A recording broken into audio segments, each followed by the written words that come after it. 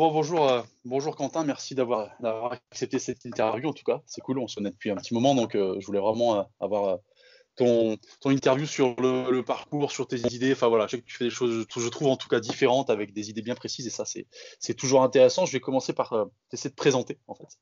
Présenter, et puis du coup, dire qui tu es, ce que tu fais, ton parcours, et puis on reviendra après, j'aurai des questions bien plus précises à te poser. Voilà.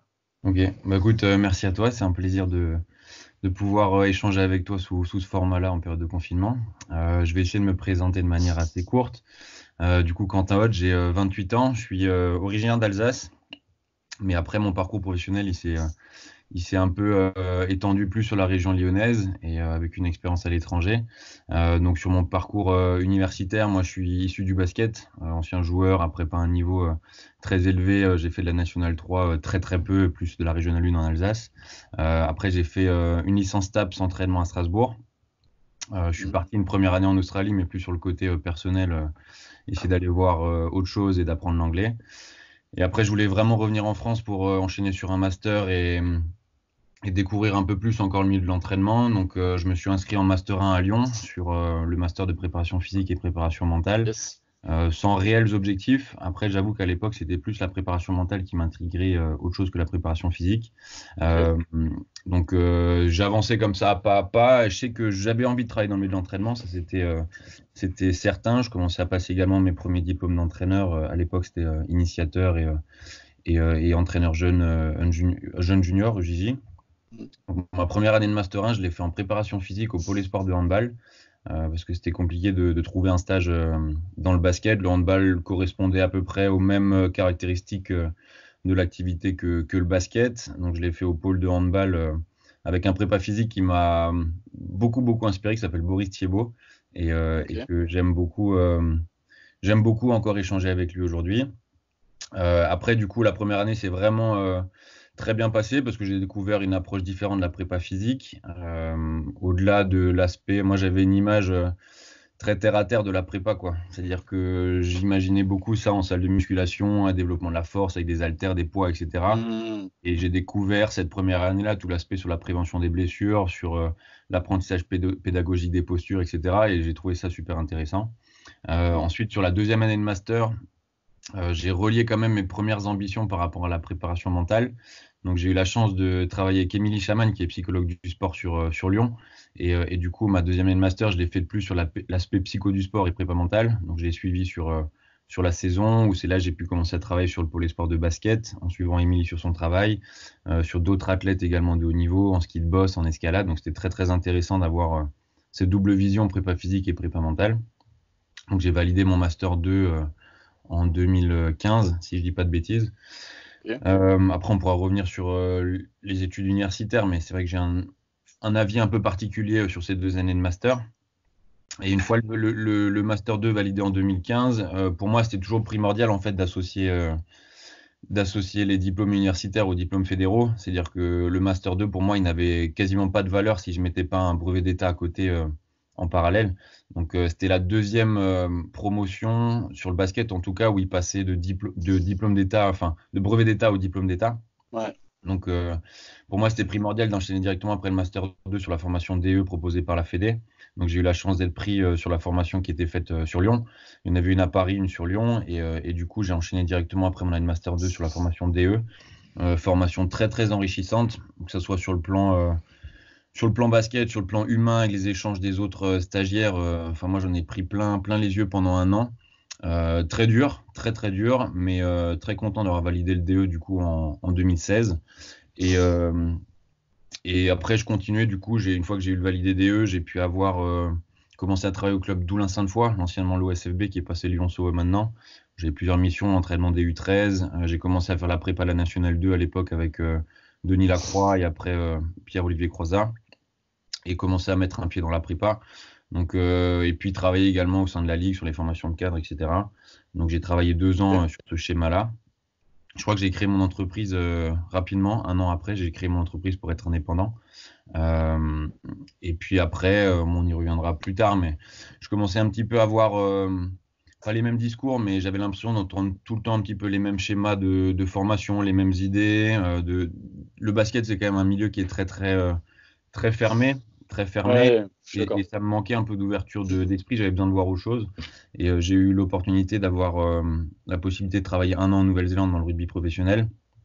Et j'ai pas hésité, quoi. Donc, quelques échanges par Skype, envoi d'un CV, et on m'attendait en octobre 2018 en Nouvelle-Zélande. Et du coup, j'ai pris mon billet et je suis parti, quoi. Donc, Ok. après, j'ai travaillé du coup d'octobre à juillet 2019 en Nouvelle-Zélande dans le rugby pro, dans la formation du jeune joueur aussi. Et aujourd'hui, je suis revenu en France. Donc, je travaille avec la Ligue Auvergne-Rhône-Alpes sur les 3 pôles espoirs en tant que coordinateur de la préparation physique, la formation des entraîneurs aussi sur le plan athlétique, et je m'occupe de la nationale 1 de Pont-de-Chéruy masculine. Voilà. Ok. Bon, c'est un beau parcours bien détaillé. C'est vrai, quand on regarde, on a à peu près le même parcours, j'allais dire. On a choisi une voie différente après, mais dans le même Mm. diplôme, le même fonctionnement. Donc, quand tu disais que tu voulais parler un petit peu de revenir sur tes années master, je veux bien qu'on en parle. J'ai un avis aussi. Je pense que qu'on a le même, mais on verra. Mm. Voilà. Mais du coup, c'est vrai que c'est un parcours riche. Et du coup, effectivement, je voulais qu'on revienne sur quelques points de ton parcours. Alors, on va commencer dans l'ordre, hein.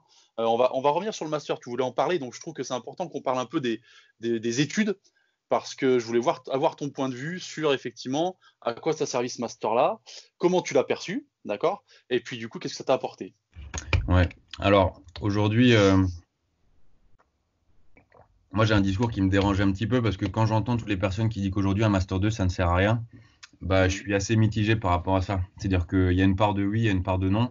La part de non, elle est dans le sens où le Master 2 aujourd'hui, il te permet quand même d'avoir une certaine forme de crédibilité sur ton CV, et surtout de commencer à créer un réseau qui est primordial. C'est-à-dire que sans ce Master 2 aujourd'hui, j'aurais pas eu mon stage en préparation physique au Ouais. pôle de hand, j'aurais pas eu mon stage avec Émilie Chamagne, j'aurais pas commencé à travailler au pôle espoir de basket, et sûrement que je serais pas aujourd'hui CTF dans la Ligue Auvergne-Rhône-Alpes de basket, parce que à travers le Master 2, on est obligé de faire des stages qui développent son réseau, et pour moi, c'est primordial de passer dans cette case-là. Maintenant, pour avoir un avis un peu plus critique sur la formation du Master 2, pour moi, ça manque cruellement en fait de partie terrain. C'est-à-dire que dans ma conception en tant que préparateur physique et en Mmh. tant que personne, moi j'ai besoin de pratiquer les choses, j'ai besoin de les sentir, j'ai besoin de les essayer. Et c'est de cette manière-là en fait où les idées elles me viennent et qu'après j'arrive à les développer avec des athlètes. Et c'est pour ça qu'en fait, durant ma partie de Master 2, après, je pense que les formateurs du Master, ils le comprennent parce qu'ils nous laissent pas mal de liberté. C'est-à-dire que Oui. durant ma partie de Master 2, il est vrai qu'il y a pas mal de cours où j'y allais pas parce que Émilie, elle m'appelait, elle me disait Quentin, aujourd'hui on part à Genève avec l'équipe de France de ski de boss, tu veux venir, tu veux pas? Je dis bah écoute, normalement Émilie, je suis en cours, mais là tu viens dans 5 minutes et on part ensemble, tu vois. Mmh. J'ai jamais eu de souci en fait avec les formateurs du Master 2 qui me reprochait de ne pas être en cours parce qu'en fait, j'ai toujours donné priorité au stage, j'ai donné toujours priorité au terrain. Après, dès qu'il y avait des échéances, on va dire, de contrôle et autres, bien sûr que j'avais du temps pour travailler et que je prenais ce temps-là.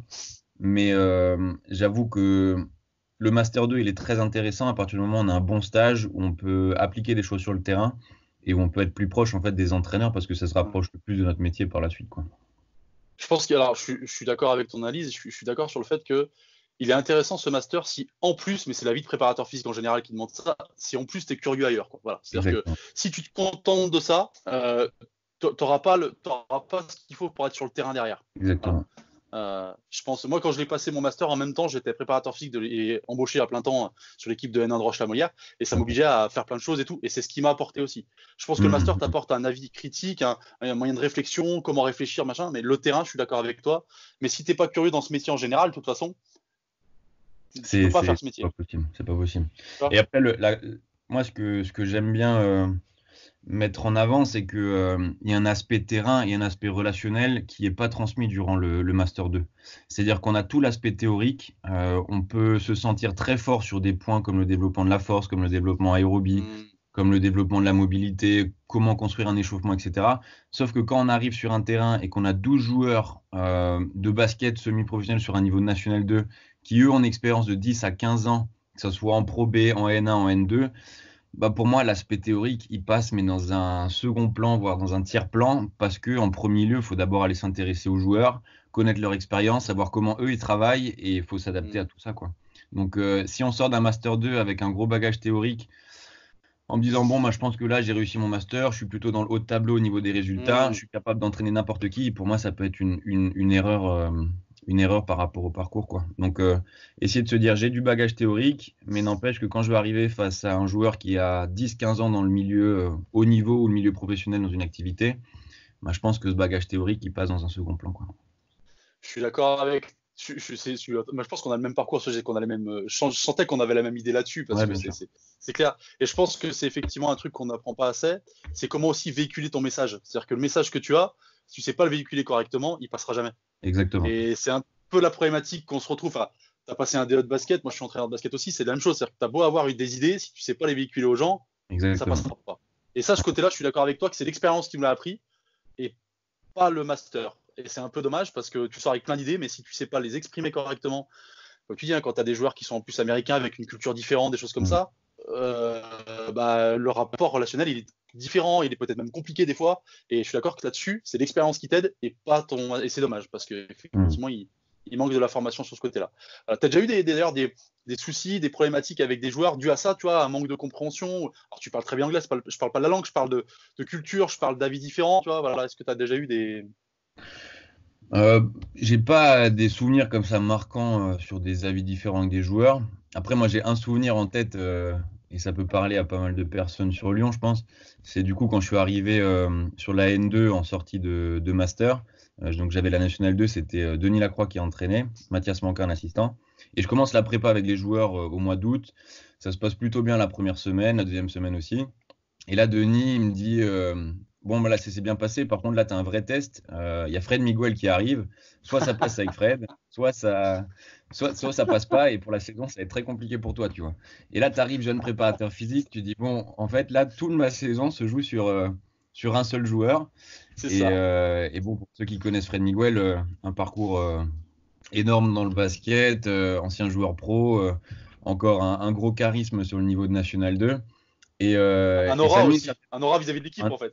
exactement un aura énorme sur la vie de l'équipe, quoi. Tu sais que soit tu as la confiance de Fred et ça peut bien passer, soit tu pas la confiance de Fred et ça peut être compliqué. C'est ça. Et en fait, je me suis dit, arrête de te poser des questions et fais comme tu as l'habitude de faire, tu vois. Et avec Fred, rapidement, on a instauré une sorte d'échange, mais très naturel. C'est-à-dire que c'était pas forcé ou autre. Et tu vois, à travers l'échange, en fait, j'avais réussi à l'emmener avec moi sur la prépa que j'avais prévue. Et en fait, au fil du temps, ça s'est très bien passé. Mais c'est pour moi, en fait, primordial de se dire, bon, je vais d'abord aller parfois discuter avec les joueurs, je vais aller leur demander comment ils vont, qu'est-ce qu'ils ont fait ce matin, est-ce qu'ils ont des routines particulières, etc. Et que moi, je vais m'adapter à ce qu'ils font, quoi. Et si tu arrives et t'essayes d'imposer des choses avec des joueurs qui ont plus d'expérience, pour moi, c'est un vrai, comme je dis, c'est un vrai point négatif, quoi. C'est vrai. C'est vrai. Je suis d'accord. Et encore une fois, je pense que ça, on ne te l'apprend pas. Et quand tu arrives, tu veux imposer tes idées. Ouais. T'arrives avec tes idées. Et voilà, la manière de véhiculer, le canal pour véhiculer ça, il est hyper important. Et je pense que tu as bien cité ça. Quand tu gères un sport collectif, tu as des gens, tu as des interlocuteurs privilégiés, on va dire, dans l'équipe, à qui Mhm. il faut mieux parler. Et ça, tu le sais pas forcément au départ, quoi. Voilà. Mhm. Donc, toi, tu prends ça comme une pression énorme. Et avec l'expérience, tu sais juste que c'est juste qu'il faut être toi-même, bien discuter et laisser la parole aux joueurs aussi. Et si tu fais ça, ça te passera bien. Et je suis d'accord Exactement. avec toi. Tu l'apprends à tes dépens, en fait, ça. C'est ça. Malheureusement. Voilà. Après, j'ai de Tu fais la chance quelques que moi, erreurs. ça s'est bien passé. Et je peux continuer à exercer, tu vois, mais c'est un vrai challenge. Mais j'ai eu la même expérience sur une première, bon, je dirais pas le joueur et tout, mais avec les premières expériences à la Pontoise, c'est très très vieux. Et pareil, tu vois, le capitaine, on m'avait dit, lui, s'il est d'accord, c'est bon, quoi. Et là, tu fais, ok, allez, on y va, quoi. Voilà. Bon, écoute, c'est vrai que là-dessus. Et du coup, là, maintenant, t'es à Pont-Cherry, par exemple. Ouais. T'as plus d'expérience, t'as plus de recul, t'as plus. Est-ce que du coup, ça a changé un peu ton mode de communication? On parlait de communication visée joueur. Est-ce que du coup, maintenant, tu vis les choses différemment et t'amènes les choses différemment avec ton expérience? C'est très compliqué parce que tu parles là de management, tu parles de manière de s'exprimer, de relationnel, et c'est des choses en fait que j'arrive pas à mettre des mots dessus. C'est-à-dire que je sais comment je fonctionne, mais j'ai du mal à mettre des mots dessus. Après, j'ai quand même des grandes lignes sur lesquelles je reste.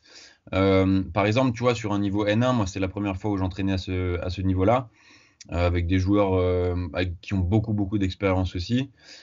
Pour moi, en fait, les débuts au mois d'août sont primordiaux, quoi. C'est-à-dire que quand tu arrives sur une nouvelle équipe, il faut que les joueurs reconnaissent rapidement de la compétence en face et qu'ils aient confiance en toi. C'est-à-dire qu'il faut qu'ils se disent, OK, ça tient la route, on va pouvoir le suivre toute la saison. Surtout sur notre rôle en tant que préparateur physique, où faut se le dire, hein, c'est pas tout le temps le rôle le plus agréable à avoir, parce que ce qu'on demande, parfois, on prend pas tout le temps du plaisir. Donc après, ça fait partie de ma manière de travailler aussi. J'essaye toujours de trouver un équilibre entre du ludique et de l'intensité. C'est-à-dire que je me dis, il faut être gagnant, donnant-donnant, quoi. C'est-à-dire que si je leur demande quelque chose à haute intensité, il faut que je sois capable de leur donner aussi quelque chose où ils prennent du plaisir, où ils s'amusent, où on lâche un petit peu l'intensité, où il y a plus de jeu et c'est plus marrant à faire, quoi. Mais pour moi, le début de saison, il est primordial. C'est-à-dire qu'il faut être sûr de soi. Il faut être préparé, c'est-à-dire qu'on ne peut pas arriver les mains dans les poches, c'est impossible. Il faut avoir vraiment de la suite dans les idées, savoir où on veut aller sur les 6 premières semaines, que chaque séance soit millimétrée dans la préparation, et pour que les joueurs se disent, OK, il a préparé son truc sur le terrain, on sent qu'on peut avoir confiance en lui et on va le suivre toute la saison, quoi. Ok. Ouais, d'accord.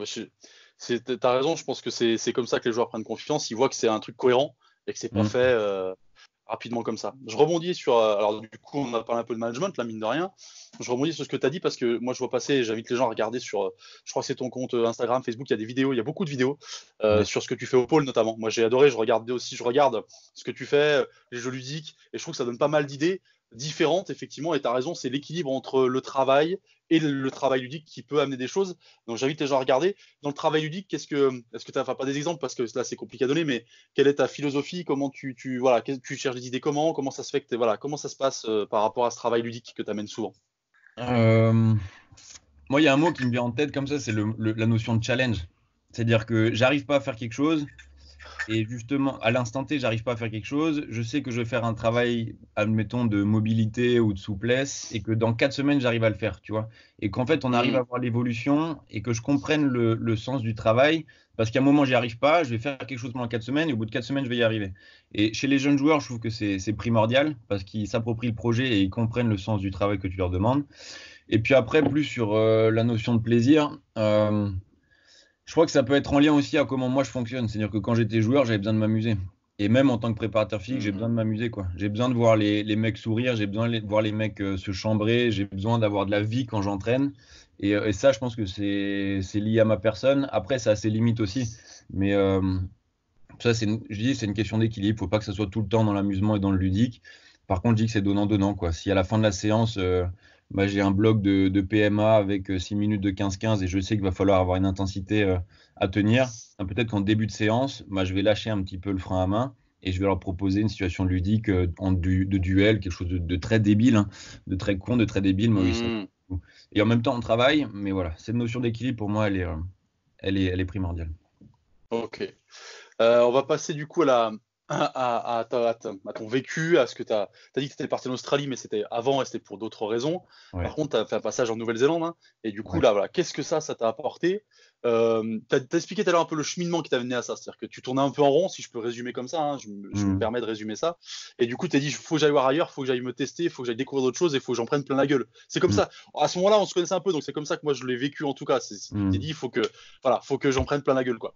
Et est-ce que tu en as pris plein la gueule? Comment c'est passé? Je rappelle que tu as fait un bouquin là-dessus d'ailleurs. Donc, s'il y en a qui sont intéressés, ça peut être intéressant de le lire parce qu'on apprend plein de choses. Mais comment ça s'est passé? Qu'est-ce que tu as appris? Voilà, comment s'est passé ce voyage initiatique? Je sais pas si on peut appeler ça comme ça, mais ça y ressemble un peu. J'arriverai pas à tout détailler, hein, pour ceux qui veulent vraiment des Bien détails. sûr, bien sûr. Effectivement, je peux que conseiller d'aller lire mon bouquin. Après, comme tu l'as très bien résumé, j'avais besoin de voir autre chose et surtout aller me rapprocher le plus près de la performance, tu vois. Et aujourd'hui, la performance à globalité, et là je parle pas que de performance sportive, c'est quelque chose qui me passionne. Et pour moi, les All Blacks, ou en tout cas ce qui se fait en Nouvelle-Zélande, se rapproche le plus de la définition que je donne à la performance. C'est-à-dire que Mm. il y a le côté résultat, mais au-delà du côté résultat, je me suis toujours dit, il y a quelque chose qui doit y avoir en plus, il doit se passer quelque chose là-bas qu'il faut que j'aille voir, tu vois. Donc, les réponses, je les ai pas encore. J'ai eu quelques éléments de réponse, mais la claque, je l'ai prise vraiment sur le développement athlétique des jeunes enfants, c'est-à-dire des tout petits, des adolescents, jusqu'aux adultes pour devenir des All Blacks par la suite. Alors, pour faire très simple, c'est que la Nouvelle-Zélande aujourd'hui, elle se spécialise pas aussi tôt que nous on peut le faire en France, que ce soit dans le basket, dans le foot, dans le rugby. C'est la spécialisation sportive, elle se fait aux alentours de 13, 14, 15 ans. Alors bien sûr, hein, tout le monde s'oriente plus vers le rugby, mais il y a quand même beaucoup, beaucoup d'autres sports où ils sont assez performants, mais le rugby reste le sport numéro un. Mais avant, en tout cas, cet âge-là de 14 ans, bah, il y a une vraie volonté de se développer en tant qu'athlète et surtout de se développer en tant que personne. Et quand je dis ça, c'est pas juste des beaux mots pour faire plaisir face à une interview comme on peut le faire, hein. C'est-à-dire Ouais, que pour eux, et ça c'est le modèle canadien et le modèle néo-zélandais s'en inspire énormément, le développement sportif est aussi important que le développement athlétique, et le développement athlétique est aussi important que le développement de la personne.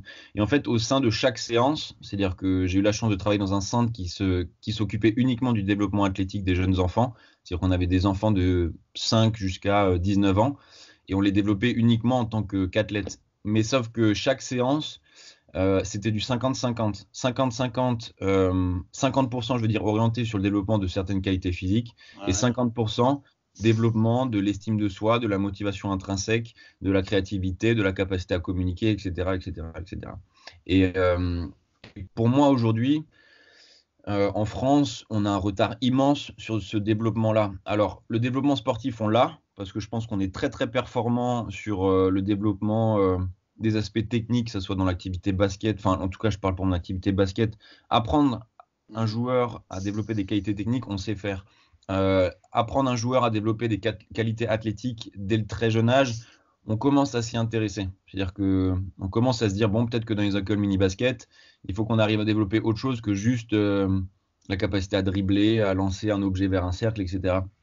Mais sur le développement de la personne, pour moi, on a 10 années de retard par rapport à ce qui peut se faire au Canada, ce qui peut se faire en Nouvelle-Zélande, ce qui peut se faire en Australie. Donc, en fait, tu mélanges tout ça, tu mets dans un panier, tu mélanges le tout pendant 15 ans, comme Mhm. ça, là.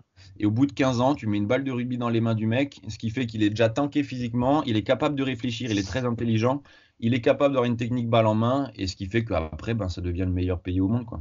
Tu vois. Ok, ok. Et du coup, est-ce que on se rapproche, enfin moi je connais le truc canadien qui est la DLTA, le développement long Ouais, terme de l'athlète, c'est ça, ça correspond à ça? c'est exactement ça. C'est exactement D'accord. ça. Ok. S'il y a des gens qui sont curieux justement et qui connaissent pas forcément ça, vous tapez DLTA, vous trouverez Ouais, développement long terme de l'athlète, c'est un truc canadien qui est très très bien foutu, effectivement, et qui amène une approche différente avec une idée différente, effectivement. Tu as raison, ça je trouve exactement. que c'est magnifique. Et alors moi je le connais en théorie, j'allais dire toi tu l'as vécu en pratique justement. Ouais.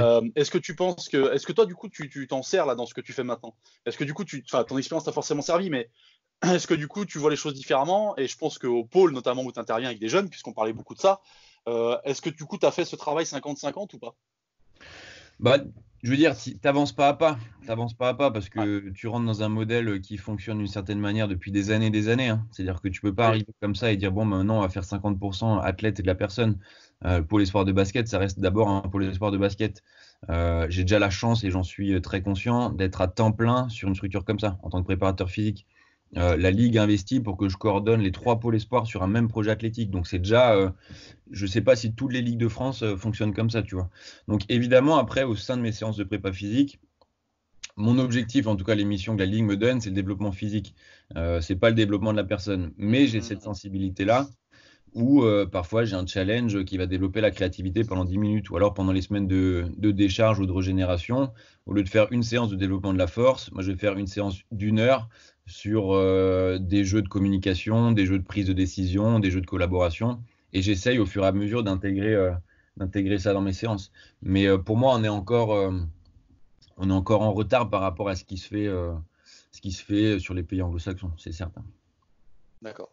Et du coup, alors en termes de, bien compris qu'il y avait deux parties, 50-50, et la partie vraiment physique, qu'est-ce que là tu as appris de différent? Parce que là, on a parlé du coup de l'équilibre entre les deux, mais dans Ouais. le développement physique pur, qu'est-ce que là tu as appris de différent? Qu'est-ce qui est différent? Alors, tu as dit qu'il spécialisait beaucoup plus tard, etc. Oui, mais sur le terrain, est-ce qu'il y a eu aussi des vraies différences dans l'approche, dans les exercices, dans voilà, je sais pas, dans les méthodes? Alors, je vais pas rentrer trop dans les détails, mais si Hmm, tu veux, ils individualisent par rapport à l'âge biologique des jeunes athlètes.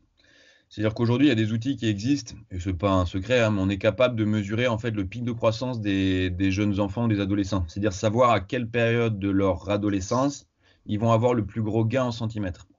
ok. Tu vois. Après, il y a plein de contradictions par rapport à ces théories-là. Mais en gros, sur le développement du DLTA et du développement à long terme de l'athlète, une fois qu'on connaît le pic de croissance de l'enfant ou de l'adolescent, il y a certaines qualités physiques qui se développent à partir de ce moment-là. C'est-à-dire, par exemple, Hmm, d'un point de vue théorique, hein, le développement de la force se fait dans la phase descendante du pic de croissance. Tu Ok. vois. Le développement de la souplesse se fait environ 3 à 4 années avant l'identification du pic de croissance. Ok. On appelle ça en fait des fenêtres optimales de développement.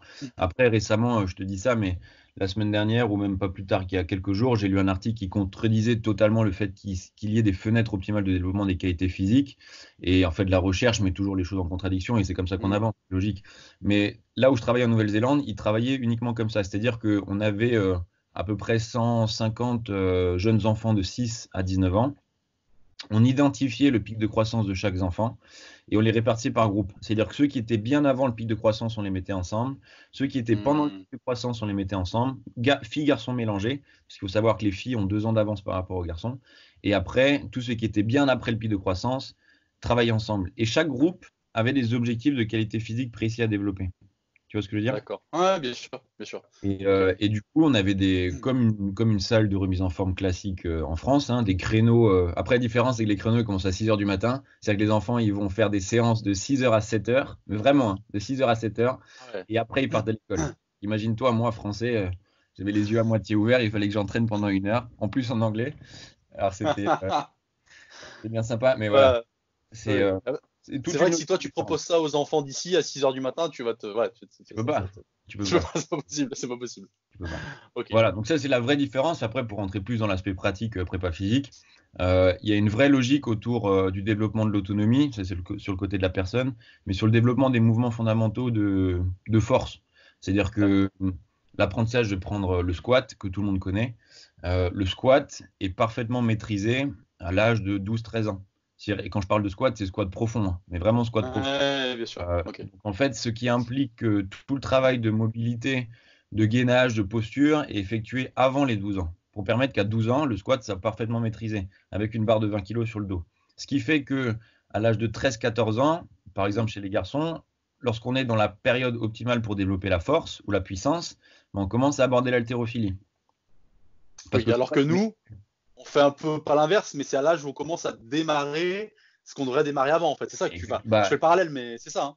pour tous les entraîneurs qui sont sur les catégories U14 et U15, c'est-à-dire ma catégorie que j'ai au Pôle Espoir, demander à un jeune joueur de faire un squat profond. Moi, sur ma génération 2005-2006, j'ai peut-être 2 joueurs sur le pôle qui soient capables de faire un squat profond à poids du corps. Hein, à poids du corps. Ouais, bien sûr, bien Tu sûr. vois. Et ce qui fait qu'en fait, tu as toujours une longueur d'avance parce qu'à 12 ans, tu maîtrises le squat profond. Tu es capable de faire un overhead squat avec bâton, mais qui a de la qualité. Et ce qui fait que derrière, tu peux aborder l'arraché à 14-15 ans avec des charges minimes, mais n'empêche que techniquement, c'est maîtrisé. Et ce qui fait qu'à 18 ans, quand tu rentres en centre de formation ou autre, bah là, tu vas charger. Et là, tu vas être capable de développer des réelles qualités physiques de force ou de puissance. Et ce qui fait que tu as toujours une longueur d'avance sur ce qui se passe.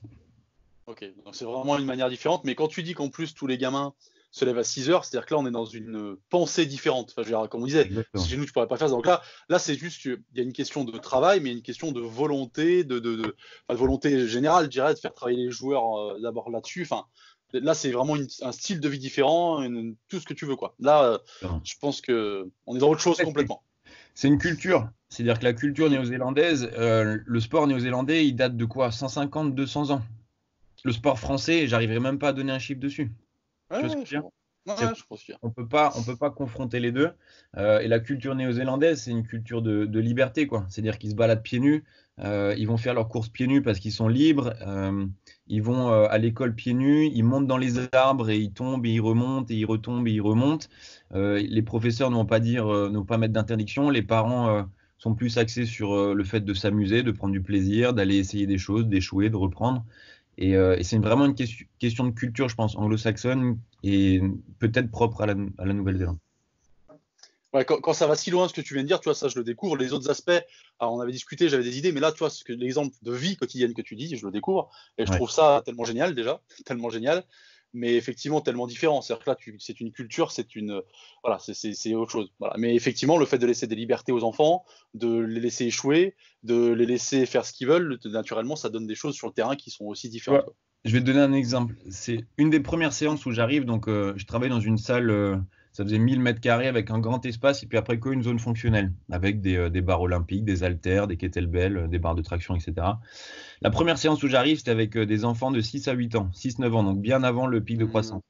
Le prépa physique, il arrive, il les prend en groupe comme ça et il dit, là les enfants, vous avez 6 minutes, 6 ou 7 minutes, on s'en fout, pour faire ce que vous voulez dans la salle. Ce que vous voulez. Et il les lâche comme ça. Et les gamins, ils partent. On avait peut-être 10-12 gamins. Les gamins, ils partent, mais partout. Il y en a, ils montent sur les vélos. Il y en a, ils prennent comment le rameur. Il commençait à ramer, tu vois. Mais il avait 7 ans. Mais il avait du mal comme pas possible. Mais il commençait à tirer sur le truc pour commencer à ramer. L'autre qui prenait les élastiques, qui essayait d'accrocher l'élastique, de monter à une corde, etc.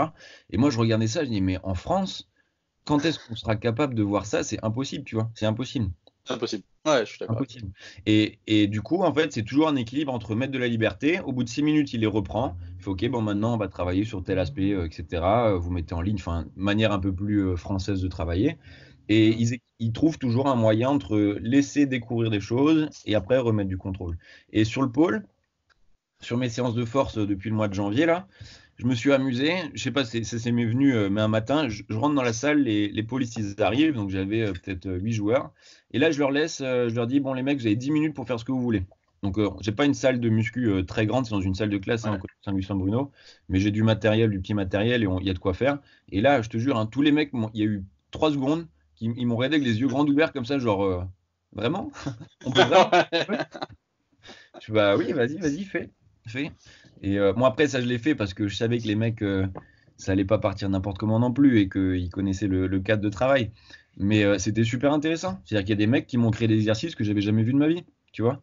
Et ils prenaient un WAP avec un élastique et il me dit, ben, tu vois, là, j'ai un peu mal au dos, j'en sais rien, je vais m'allonger sur un Swiss ball avec un kettlebell au-dessus de ma tête et je trouvais ça super intéressant, quoi. Donc, je me dis qu'en France, il y a des choses à faire, sauf que parfois, il faut un peu sortir du cadre qu'on connaît, de la manière de laquelle on réfléchit et qu'on a été formé aussi, quoi. Et faire sortir les gens, parce que la réaction des gamins que tu dis là, moi je suis intervenu pas sur le préfixe, mais sur le basket sur ces gamins-là, donc je vois ce que tu veux dire. Et c'est aussi, ils ont une habitude de sérieux, de travail, machin. Donc Ouais. je pense que voilà, il faut aussi formater ces gens-là à ça, parce qu'ils sont tellement surpris qu'au début, ça leur parle pas du tout en fait. Donc il faut aussi les amener. Et toi, du coup, alors par rapport à ça, je sais pas si tu vas pas donner une réponse, mais la question elle est peut-être un peu étrange, mais c'est quel pourcentage de ce que tu as ramené de là-bas tu utilises? Je sais pas si tu peux y répondre, hein, elle est peut-être bizarre, mais ça permet de voir qu'est-ce que tu as réussi à transposer pour le moment en fait. C'est ça ma question quelque part. Si t'as pas un pourcentage, c'est ça en fait la question de fond. Quel un pourcentage? tu peux me dire merci pour la question, elle est géniale. tu peux me dire merci. Quel pourcentage? Non, mais c'est pour ça que je te dis, s'il n'y a pas un pourcentage, c'est pas grave. C'est qu'est-ce que tu as gardé, qu'est-ce que tu n'as pas pu mettre. Tu vois, c'est ça la question de fond, en fait. Tu vois, qu'est-ce que tu as voulu mettre en priorité, peut-être que tu n'as pas réussi d'ailleurs, je sais pas, à transposer.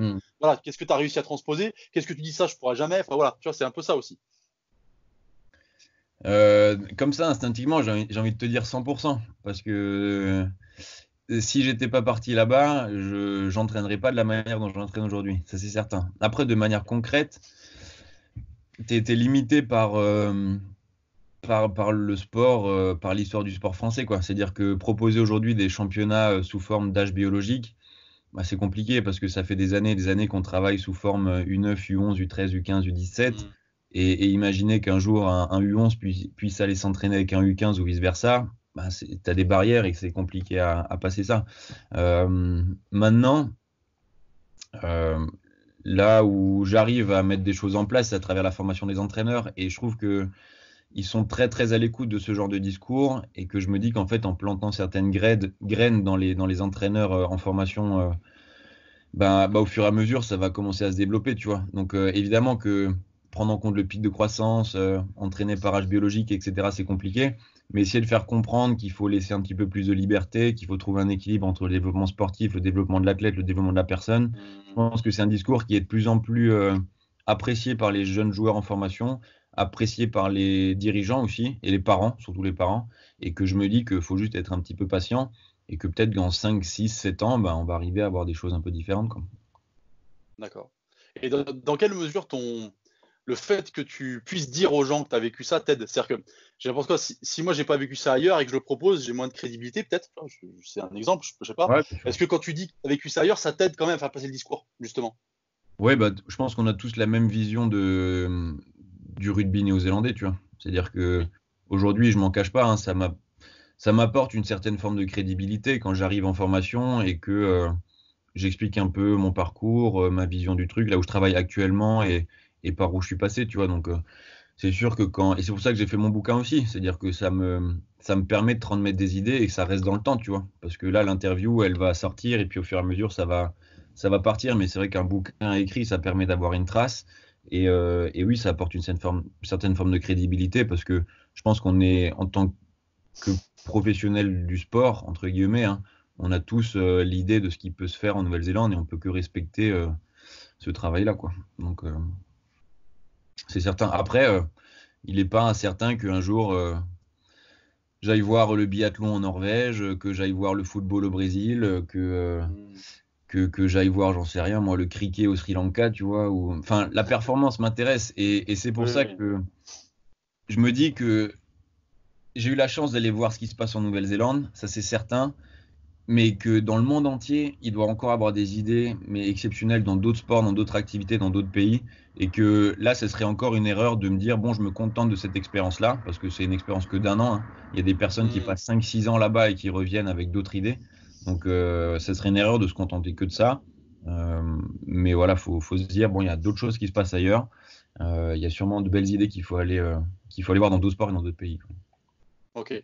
D'ailleurs, dans ton exemple de pays, tu n'as pas cité les États-Unis. Je comprends. Enfin, tu vois, je sais pas, ça m'a. En prépa physique, Ouais. on en parle souvent, tu vois, surtout en basket, etc. Et tu les as pas cités. C'est ça que ça te fait pas envie. C'est il y a d'autres priorités peut-être du coup pour toi dans la tête, pour varier Ouais, les choses, en fait. c'est mon côté. J'ai envie de voir autre chose que le basket. Ok. C'est-à-dire que Non, non, mais c'était. si je partirais aux États-Unis, bien sûr que aller voir comment travaillent les préparateurs physiques sur des franchises NBA, ça serait un rêve, tu vois. Mais aller voir comment ils font du travail d'appui sur les footballeurs américains, ça serait super intéressant aussi. D'aller Mm. voir comment travaillent les joueurs de baseball, etc. Tu vois. Donc, c'était juste que j'avais besoin, je sais que j'avais besoin de sortir du basket pour y revenir et reprendre du plaisir à entraîner. Et c'est le plaisir que je prends actuellement. Mais je me dis, bon, aller voir une autre activité, ça peut être intéressant aussi.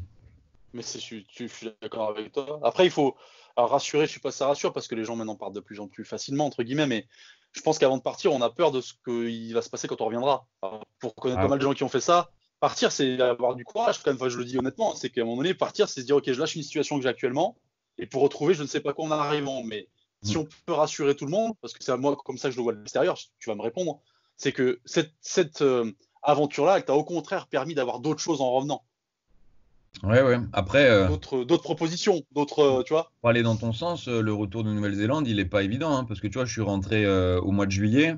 Au mois de juillet, toutes les saisons sportives sont lancées, tous les staffs sont bouclés. Et j'ai passé une année où j'habitais en Haute-Savoie, où j'ai développé plus mon compte perso sur le coaching, tu vois. Mm. Et parce que je savais que, il pouvait y avoir des opportunités par la suite, tu vois. Donc, mais l'année en rentrant de Nouvelle-Zélande, c'était une année de doute, en disant est-ce que j'ai fait le bon choix? Je suis quand même sorti d'un réseau qui était intéressant. Est-ce que c'était une prise de risque qui valait le coup, tu vois? Aujourd'hui, oui, elle vaut le coup, mais ça te met quand même en rentrant pas mal de doutes en tête. Mais il faut juste tenir le cap, quoi. Tu dis, bon, là, j'ai investi là-dedans Ouais. et j'espère avoir, moi, je vois ça comme un retour sur investissement, tu vois, entre guillemets. Bien sûr. Mais j'en parle parce qu'on avait mangé ensemble. Alors, je sais pas quelle période, je t'avoue, je me rappelais plus, mais quand tu étais rentré et tu étais Ouais, dans ce doute-là, tu vois, on avait exact. mangé ensemble. C'est pour ça que je me permets de poser la question. Et je me rappelle de ces doutes. Et c'est pour ça que je voulais juste dire aux gens qui nous écoutent qu'effectivement, alors ça paraît très simple, mais il y a eu effectivement un trou, entre guillemets, en revenant. Ouais, Déjà, je pense en revenant, parce que quand tu reviens de Nouvelle-Zélande, bah, et que tu reviens en France, forcément, tu as déjà le choc du retour, je pense. Voilà. ouais, bien sûr. Mais du coup, tu as eu des propositions parce qu'en plus, ce vécu-là intéressait les gens, que tu l'as bien su le véhiculer aussi. Hein. Tu Mhm. as bien su expliquer ce que ça t'avait amené, mais il faut pas avoir peur de partir parce que quand tu reviens, même s'il y a certains moments durs, au final, le retour sur investissement, c'est le mot que tu as utilisé, il est positif, quoi. Exactement, exactement. Après, ça fait partie, je trouve, de tous les aspects de notre métier en tant que préparateur physique au coaching, c'est-à-dire la communication aujourd'hui, elle est essentielle, quoi. Elle est essentielle Mm. pour que les gens, en fait, on garde un lien avec des futurs employeurs, des futurs clients, et que la communication, aujourd'hui, on est obligé d'y passer, quoi. Donc, mais encore, la communication, après, c'est ma vision toujours des choses, mais avoir quelque chose de différent, c'est-à-dire un truc qui accroche l'œil, un truc qu'on a envie d'essayer de le Mm. faire, et c'est pour ça que c'est dur à développer, quoi. D'ailleurs, quand tu étais là-bas, si j'ai bonne mémoire, tu avais soit créé un blog, soit tu donnais beaucoup de nouvelles, je sais plus exactement, et j'avais Ouais, l'impression d'avoir des bah, nouvelles de toi quand même souvent, tu vois. quand je suis parti, j'ai créé ma page Facebook professionnelle. Ah, Et du coup, au début, j'avais pas vraiment cette ambition-là de mettre beaucoup de com, etc. Sauf que ce que je vivais dans l'instant était tellement intéressant que j'avais besoin de le partager, tu vois. Et du coup, j'ai commencé à écrire les articles qui après ont fait le livre. J'avais proposé à la boîte où je bossais de créer des petites vidéos d'1 minute sous format Instagram et qu'on partage un peu ce qu'on fait sur les tout petits, sur les adolescents, hmm. etc. Et au fur et à mesure, ça a pris, tu vois. Alors aujourd'hui, il n'y en a pas beaucoup, hein. Je crois que j'ai 1000 abonnés sur ma page Facebook, sauf que j'essaie toujours d'apporter un peu des vidéos un peu différentes. Tu as des choses qu'on n'a pas forcément vues auparavant, où on voit des mecs qui sourient, qui se challengent, qui sont en duel, etc. Et je trouve ça, moi j'aime bien, je prends du plaisir à le faire, tu vois. Moi, ça correspond à une vision que j'ai de la préparation physique aussi. Tu vois, je suis d'accord avec ce que tu as dit, on est dans la même idée. C'est effectivement, même dans le coaching, pas forcément des sportifs de haut niveau, mais c'est donner du plaisir aux gens, ils le feront encore mieux. Ouais, Et c'est pour ça que je regarde souvent tes vidéos, et soit j'en ai parlé parce que je les vois passer, je les regarde, donc je sais ce qu'il en est. Et si vous voulez effectivement aller voir ça, profitez-en, c'est quelque chose d'un peu différent de ce qu'on voit d'habitude, je le dis, moi je le dis. Donc c'est cool. n'hésitez pas, quoi. Voilà, mais c'est vrai, je le dis avec sincérité, il n'y a aucun souci. Voilà, et puis du coup, c'était effectivement aussi cette communication que tu n'as pas fait pour ça, mais quand tu pars, le fait aussi de montrer aux gens ce que tu fais, ça permet de garder un lien. Tu l'as pas fait pour ça au départ, hein, mais je le dis moi, je pense que ça permet aussi de garder un lien, et quand tu reviens, les gens Mm. savent ce que tu as vécu. Donc du coup, ils sont intéressés. Si tu communiques pas pendant un an, tu reviens, je pense que c'est plus compliqué. C'est ça. Faut donner un peu de, faut donner un peu d'intrigue, tu vois. C'est-à-dire, faut donner envie qu'on aille voir un peu plus loin, tu vois. Donc, mais c'est complexe. Après, j'arrive pas à t'expliquer non plus comment je le fais, quoi. C'est quelque chose d'assez assez naturel, hein, avec beaucoup de simplicité, mais je sais pas comment, j'arriverai pas à donner des billes, tu vois, à d'autres coachs sportifs ou d'autres prépa physiques. Faut dire, faut faire comme ça sur tel modèle de vidéo. C'est des choses un peu qui se sentent et je me dis là, faut le publier ou tu vois ce que je veux dire. Là, c'est mon job. Là, c'est mon job, par contre. Ça, C'est c'est ton plus mon top. job de conseiller les coachs de quoi. Ça, c'est plus mon job. Exactement. Voilà. Mais je comprends que tu le fasses toi par manière naturelle, en tout cas. Tu vois, voilà. Ok. Alors, on peut conclure ou pas, hein, si tu avais d'autres choses à dire, à aborder, il n'y a pas de souci. Mais je voulais ton avis pour terminer. C'était sur, on a parlé de ton parcours, on a parlé de tout ça. Est-ce que tu avais soit des blogs, des livres à conseiller, une manière de fonctionner à conseiller? Enfin, tu vois, on sent qu'il y a une vraie réflexion dans ton boulot, dans ta manière d'aborder les choses. Qu'est-ce qui te permet d'une vraie curiosité? Ça, c'est dans notre métier, je pense, tellement dans ce métier de préparateur physique, tellement important en fait. Mhm. Voilà, comme tu as dit, hein, tu vois, as une recherche qui est sortie il n'y a pas longtemps qui dit l'inverse de ce que tu pensais avant. Voilà, Exactement. bah, c'est notre métier de quotidien. Où est-ce que tu te renseignes? Quels sont les livres ou les personnes peut-être qui t'inspirent le plus? Voilà, est-ce que tu as des billes à donner là-dessus? Euh, des livres, c'est certain. Des livres, c'est certain parce que je passe beaucoup de temps à lire, mais en fait, pas seulement sur le côté sportif, c'est-à-dire que je suis fan de romans policiers, de romans fantastiques aussi, et après je prends le temps de trouver l'équilibre, parfois du sport, parfois du management, parfois du fantastique. Mais je trouve que la lecture, en fait, elle te permet de t'évader un petit peu et d'aller choper des idées ailleurs. Après, il y a des livres qui m'ont beaucoup inspiré. Le premier, c'est la biographie de Johnny Wilkinson, Mémoire d'un perfectionniste, que j'ai lu notamment quand j'étais dans mon année en voyage en Australie. Et Hmm, enfin, si j'ai une idole au monde, je crois que c'est lui, quoi, dans sa manière de d'accord. faire, justement sur son côté perfectionniste, quoi. C'est-à-dire que c'était pour moi un malade mental, et je me dis que tous sportifs de très très haut niveau ont un côté un peu barjot, et parfois je m'y retrouve aussi là-dedans, quoi. C'est-à-dire que Hmm, tant qu'il n'y a pas une tâche qui est exactement prévue comme je la pense, ben ça va me travailler, ça va me faire réfléchir. Il faudra que je continue jusqu'à que ça soit millimétré. Enfin, c'est mon côté alsacien, tu vois, mais il faut que ça soit exactement comme j'ai envie que ça ouais. soit. Et donc, franchement, cette biographie, elle est exceptionnelle parce qu'on découvre aussi une personne qui est très, très intéressante. Donc, ce livre-là, il est certain. Après, j'ai fait une petite liste parce que je sais que tu allais se poser cette question. Le petit livre du talent, qui est super intéressant. Je sais Ok. pas si tu connais. Ça, celui-là, je le connais pas. C'est un petit bouquin, un petit format, et qui cite de Coyle, je crois, et qui cite des petites, je sais pas, des petits indicateurs comme ça pour cultiver son talent, pour cultiver ses idées, sa curiosité, des choses Ok. très simples mais qui, moi, me parlent beaucoup. Et après, pour continuer sur le rugby néo-zélandais, récemment, je l'avais même pas quand j'étais parti, celui-là, mais c'était Les secrets des All Blacks. Les secrets des All Blacks et J'ai 15 vu celui-là. leçons de leadership de Hmm, James Kerr. Parce que, et du coup, en fait, à travers ce livre-là, on arrive à toucher un tout petit peu du doigt, hein, mais tout l'aspect management, l'aspect leadership, l'aspect relationnels qu'ils peuvent créer dans une équipe. Et je trouve ça super passionnant, quoi. Donc, ils donnent des grandes règles de leadership, comment ils fonctionnent. Pour exemple, que chaque jour, tu dois être le meilleur que la veille, qu'il faut remettre le maillot en meilleure position que son prédécesseur, etc. Enfin, plein de petites images, etc. Des anecdotes précises, et je le trouve super intéressant comme livre. C'est là où tu sens que la culture est différente, en fait. Je pense aussi on perçoit une vraie culture différente, même dans ce livre-là. Ouais. Après, tu vois, quand on parle de culture, oui, les All Blacks, en fait, il y a un aspect très mystérieux autour de ça. C'est-à-dire que même les Néo-Zélandais, ils savent pas ce qui se passe dans le 15 des All Blacks. Tu vois ce que je veux dire? Ouais, je comprends. Il y a un management qui garde des secrets, qui est un peu gardé, qui est confidentiel, quoi. Et il y a que le head coach, l'assistant coach, le préparatif, le kiné qui sont à l'intérieur de ce staff-là. Et il n'y a pas de fuite.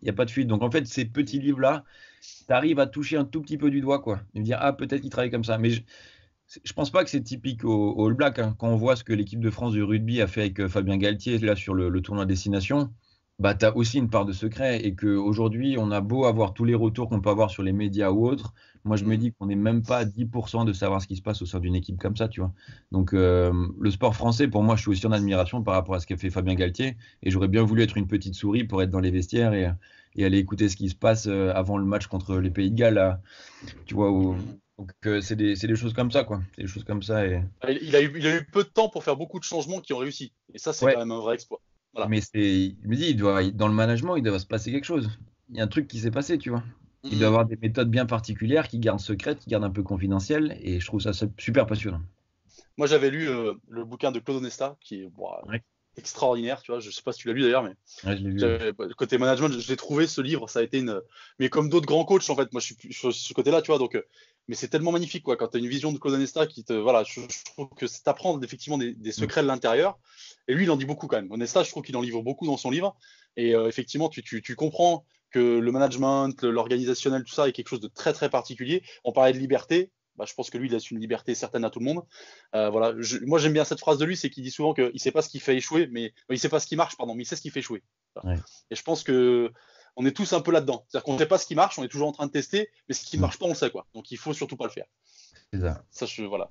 C'était un vrai bon bouquin parce qu'on a élargi un peu le domaine. Et sur la prépa physique pure, même si c'est peut-être pas ce que tu avais noté, hein, si tu n'as pas de réponse, tu n'as pas de réponse. Est-ce que tu avais des choses, tu vois, qui t'ont aussi inspiré, qui t'ont aussi, tu vois, est-ce qu'il y avait des livres que tu as lus, des articles, je sais pas, J'ai pas mal d'articles scientifiques, après je les ai pas en tête, mais sur tout le développement à long terme de l'athlète. Il y a Sean Cumming qui en a fait beaucoup, Lloyd aussi. Après c'est en anglais, souvent j'avoue, je mets sur Google Traduction et ça me permet d'aller plus vite dans la lecture.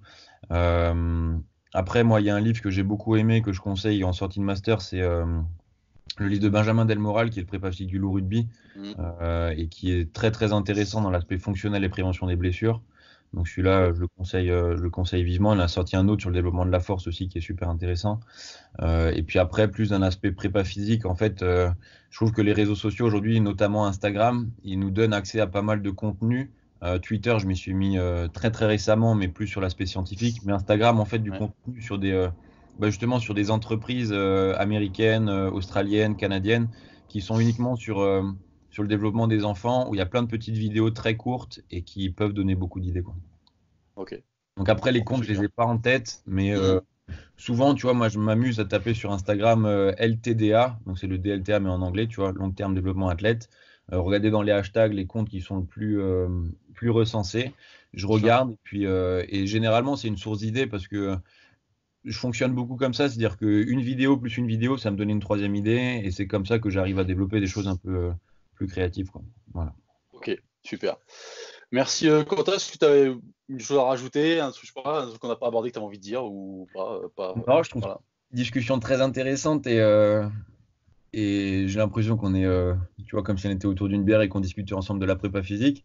Moi, ce que je trouve très intéressant là-dedans, c'est que je trouve qu'on n'échange pas assez en tant que professionnel. C'est-à-dire qu'on est de la même région. On n'est pas très loin l'un de l'autre, tu vois, mais qu'on arrive un petit peu à s'inspirer des idées des autres, et que bon, ben là, moi, je fais partage de mon expérience et je t'en remercie pour cette interview-là, mais ça serait super intéressant de faire l'inverse, tu vois. Et je me dis qu'il y a plein de professionnels, en fait, autour de nous, dans la région de Lyon ou dans la région Auvergne-Rhône-Alpes, où on peut s'en inspirer, tu vois. Donc parfois, effectivement, on n'a peut-être pas besoin d'aller partir à 15 000 km de la France pour avoir de nouvelles idées, qu'au sein de notre territoire, dans les personnes qu'on côtoie au quotidien, il y a des choses intéressantes à sortir, quoi. Donc, effectivement, essayer d'avoir des temps d'échange un peu plus réguliers et se rencontrer en tant que professionnel de la prépa ou du coaching, je trouve ça plutôt positif. Ah, je suis d'accord avec toi. C'est pour ça que j'ai lancé aussi ces interviews. Je trouvais que c'était intéressant qu'on puisse échanger, avoir l'expérience de chacun. Mmh, Et puis, je suis d'accord avec toi. On prend pas le temps, en fait. On prend pas le temps. exact. Alors là, en ce moment, on nous offre du temps. Oui, On avait prévu de faire l'interview avant, hein, donc c'est pas, on avait calé un truc, mais là, ça nous offre du temps. Profitons-en effectivement pour des choses comme celle-là. Donc, écoute, une interview dans l'autre sens, moi, sans aucun souci, si un jour ça t'intéresse. Et puis, de toute façon, avec sinon, plaisir. j'en ferai d'autres. Donc, aucun souci, même pour en discuter normalement. Je te remercie. J'espère que bonne continuation en tout cas. Et puis, surtout, continue bien à fouiller, à avoir plein d'idées. Moi, j'adore ce que tu fais. Je le dis encore une fois en toute honnêteté. Je regarde très souvent tes petites vidéos et tout. Donc, si je t'ai interviewé, c'est aussi pour ça. J'interviewe les gens que j'apprécie et où je sais qu'il y a quelque chose d'intéressant à en tirer. Voilà. Merci Merci, bien, Quentin. c'est gentil à toi, bonne journée.